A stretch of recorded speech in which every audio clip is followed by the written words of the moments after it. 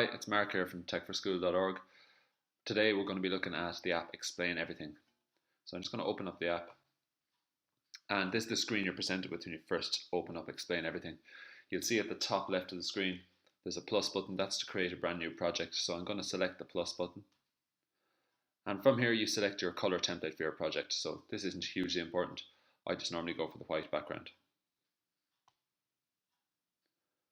Now, within Explain Everything, you'll see you're presented with a plain background, and on the left hand side you have most of your options to edit what's on your screen.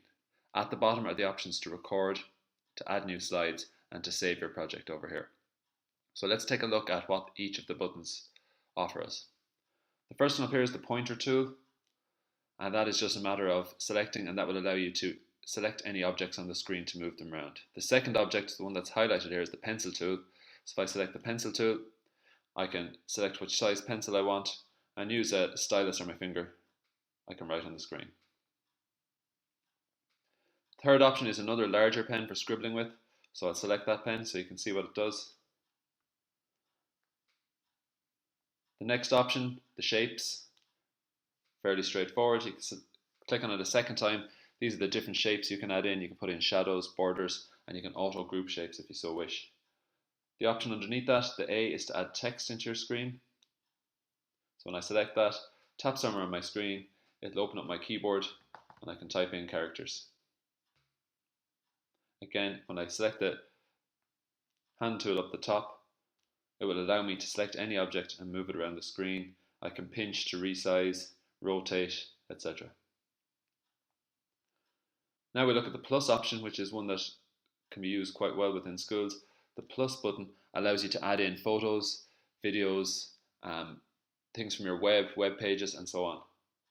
Again, when I return to Explain Everything in future posts, I'll look more in detail at how you might use this functionality. Underneath that, you have your X button that allows you to delete any object from the screen. The pointer tool is quite useful. You select the pointer. What it does, it turns your finger or stylus into a pointer tool, useful when you're recording. Button here, the I button, allows you to duplicate, copy, group different objects within the screen. Underneath that, you have your undo or redo button. You can zoom in and you can hide the buttons also. The colors here are for changing your pencil color. Down the bottom of the screen, you can add slides as you so wish. There's only one at the moment in this project. If I hit the plus button down here, it gives me a new page. Then I can use the arrows right and left to flick between my two slides. Very important down here, the red record button. As soon as I hit the record button, you'll start to see the timer tick, and what's happening now is on screen it's recording everything that I say and everything that I do. So if I move text, move around, it's basically recording what's happening on the screen. Hit the pause button, and I can hit the play button then to play that back.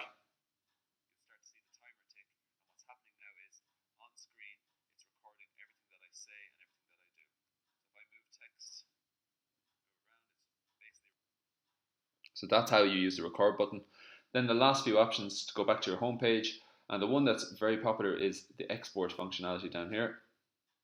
That will allow me to export the project any way I want, directly to YouTube, directly to my Drive, to Evernote, and for the purposes here I'm just going to save it to my camera roll. If I hit the photos button, it does all the work in the background and compresses the slides, turns them into one movie that in a class setting works very well, where students can come to the top of the room and display their work to the whole class. So that's it for the introduction to Evernote. I hope you found it useful, and again I'll return to this in future posts. Thank you and goodbye.